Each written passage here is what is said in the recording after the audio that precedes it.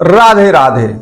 साढ़े साती और दुख, गरीबी, कर्ज, मुकदमे, इनका आपस में चोली दामन का साथ है। तो जब भी मेष राशि पर साढ़े साती आती है, उसके जो भी जातक हैं वह गरीबी में, कर्जे में, मुकदमों में, बीमारी में, इस चक्रव्यूह में फंस करके रह जाते हैं और उसके बाद वह साढ़े साती को दोष देते हैं, अपने भाग्य को दोष देते हैं। तो आखिरकार ऐसा हम कौन सा ब्रह्मास्त्र चला दें ताकि आपका भाग्य जो है पूरी तरह झकास हो जाए और दुख, दर्द, गरीबी, साढ़े साती, ये सब कुछ खल्लास हो जाए।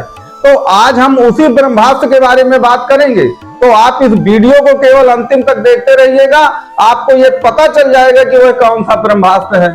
तो बंधुओं, आप ये बताइए कि आपकी मेष राशि क्यों है, आखिरकार उसका क्या कारण है? आप कैसे कुंडली में जानते हैं कि मेरी राशि तो मेष राशि ही है? तो उसका एक ही कारण होता है कि चंद्रमा जो है वह 1 नंबर अर्थात मेष राशि में बैठा होता है। तो जब चंद्रमा बैठेगा तभी आपकी मेष राशि होगी। तो सन की साढ़े साती क्यों आती है? सन की साढ़े साती इसीलिए आती है क्योंकि शनिदेव जो हैं वह चंद्रमा को दंडित करना चाहते हैं। तो जब भी वह चंद्रमा से 1 राशि पहले आ जाते हैं गोचर में शनिदेव, अभी शनिदेव मीन राशि के चल रहे हैं, तो 1 राशि पहले आ गए हैं मेष से, तो वहीं से साढ़े साती शुरू हो जाती है। और याद रखिएगा, शनिदेव जो हैं सबसे बड़ा दुश्मन आप कुंडली में किसको मानते हैं? वह मानते हैं चंद्रमा को। आपको कोई बताएगा कि नहीं, वो तो शनि के सबसे बड़े दुश्मन सूर्य हैं, कोई मंगल को बताएगा, कोई राहु को बताएगा, कोई गुरु को बताएगा, लेकिन जो शनि के सबसे बड़े दुश्मन हैं वह चंद्रमा ही हैं। क्यों है? क्योंकि शनि ने जीवन में जितनी गरीबी देखी है, अपमान, पीड़ा, तिरस्कार, दुख झेले हैं, उन सब का कारण चंद्रमा ही था।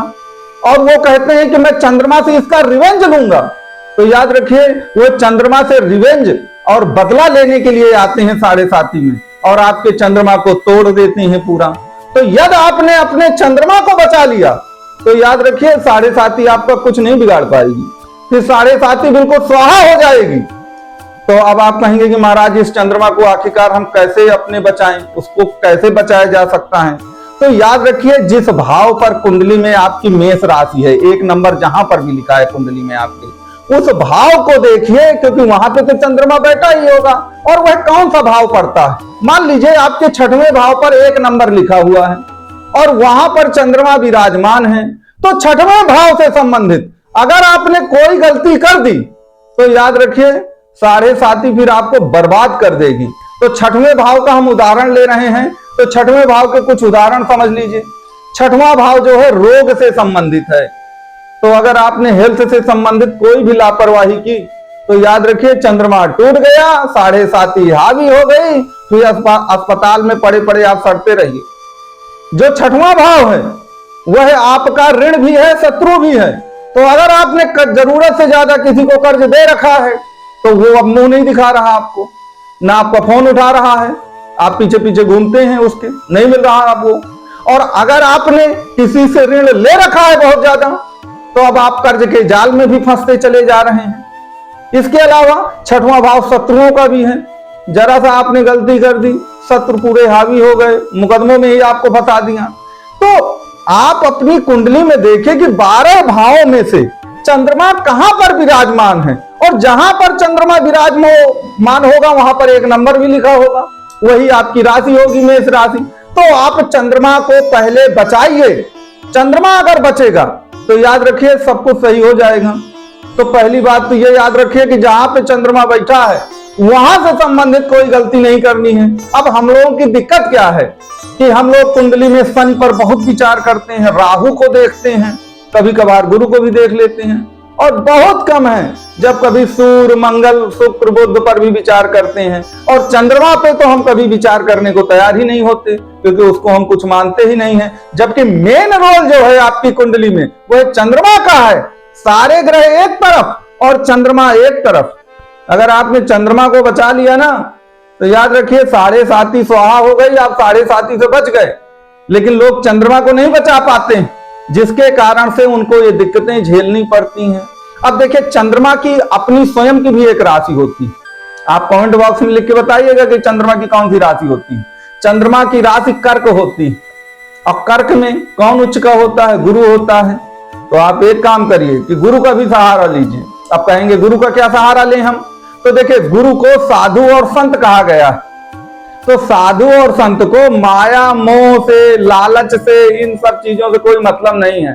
तो जब भी साढ़े साथी आए, थोड़ा माया मोह, लालच और रिस्क से, इनसे सबसे दूर रहिए। लोग करते क्या हैं कि साढ़े साथी आने से पहले या उसके दौरान वो करते क्या है कि बहुत ज्यादा माया मोह में पड़ जाते हैं। उन्हें फिर तुरंत करोड़पति सबको बनना, बिना बैकडोर से। तो किसी ने आपको बता दिया कि भाई ये ट्रेडिंग कर लो, सट्टा लगा लो, क्रिप्टो करेंसी कर लो, बस तुम एक महीने में ही करोड़पति हो जाओगे। और आपने क्या किया कि सारा धन ले जाकर वहां झोंक दिया और वो धन स्वाहा हो गया। स्क्रीन में देखते ही देखते सारा धन चला गया आपका। अब आप रो रहे हैं, साढ़े साथी को दोष दे रहे हैं, अपने भाग्य को दोष दे रहे हैं। आप समझिए कि शनिदेव चंद्रमा को दंडित करने आए हैं साढ़े साथी में। और अगर आप कोई गलती करेंगे तो दंड तो पाना ही पाना है आपको। और खास तौर से उस भाव की गलती तो आप कर भी नहीं सकते जिस भाव पे आपके चंद्रमा बैठा है। तो गुरु जो है, गुरुदेव बृहस्पति, उनको माया मोह से मतलब नहीं है। तो अब आप कहेंगे कि महाराज ये तो कलयुग है, माया मोह से मतलब ना रखें तो भी भूखों मर जाएं हम। तो भूखों नहीं मरना आपको, आप अपना माया मोह का काम करते रहिए, लेकिन अत्यधिक लालच और रिस्क को मत अपनाइए। मान लीजिए जुआ का मतलब क्या होता है? अत्यधिक लालच और रिस्क जहां पर इन्वॉल्व है।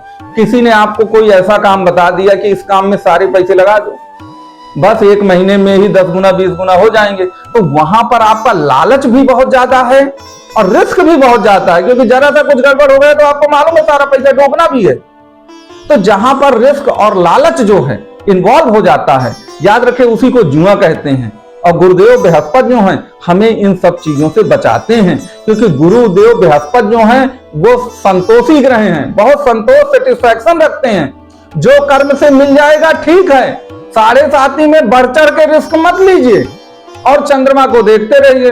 तो बस आपको चंद्रमा को देखना है, गुरु को अपनाना है। यहां पर इस बात को ध्यान दीजिएगा। इसके अलावा कुछ बातों का और भी ध्यान रखिए कि आपकी कुंडली में अब चंद्रमा किन भाव पर विराजमान है। 12 भाव होते हैं। अगर हर भाव की हम चर्चा करें और उससे संबंधित गलतियां नहीं करना है, उनकी चर्चा करने लगेंगे तो फिर वीडियो बहुत लंबा हो जाएगा, आप बोर होने लगेंगे कुल मिला के। और हम ऐसा चाहते नहीं कि आप बोर हो। तो आप क्या करिए कि हमारे कमेंट बॉक्स में और व्हाट्सएप पे ये जरूर बताइए कि आपकी कुंडली में चंद्रमा कहां पर विराजमान है, किस भाव पर विराजमान है। तो हम आपको बताएंगे कि आपको क्या करना है। दूसरी बात, एक चीज और याद रखिएगा, गुरुदेव बृहस्पति की स्थिति को भी जरूर देखिए कि वहां वो कहां पर विराजमान है। यहाँ पे एक बात और जो मोस्ट इंपॉर्टेंट है कि चंद्रमा सबसे ज्यादा कब टूटता है। चंद्रमा के 2 ही दुश्मन हैं, शनि और राहु। तो वह जातक जो मेष राशि के हैं और उनकी कुंडली में चंद्रमा के साथ यदि शनि या राहु में से कोई बैठा है या इनकी किसी की दृष्टि पड़ रही है, याद रखिएगा उनको बहुत ज्यादा सावधान रहने की जरूरत है। किसी भी तरह का रिस्क और लालच जो है उनका सारा जीवन बर्बाद कर देगी। और आपको ना तो किसी को ऋण देना है ना लेना है, इस बात का विशेष ध्यान दीजिएगा, क्योंकि सबसे बड़ी दिक्कत आती है साढ़े साथी में इन बातों की। और जो जातक इसमें फंस चुके हैं वो हमारे कमेंट बॉक्स में बताएंगे, तो हम उसका उपाय उनको बताएंगे कि उनको क्या करना है और क्या नहीं करना है। तो ये पूरा वीडियो आपको कैसा लगा ये आप जरूर हमको बताइएगा। राधे राधे, जय महाकाल।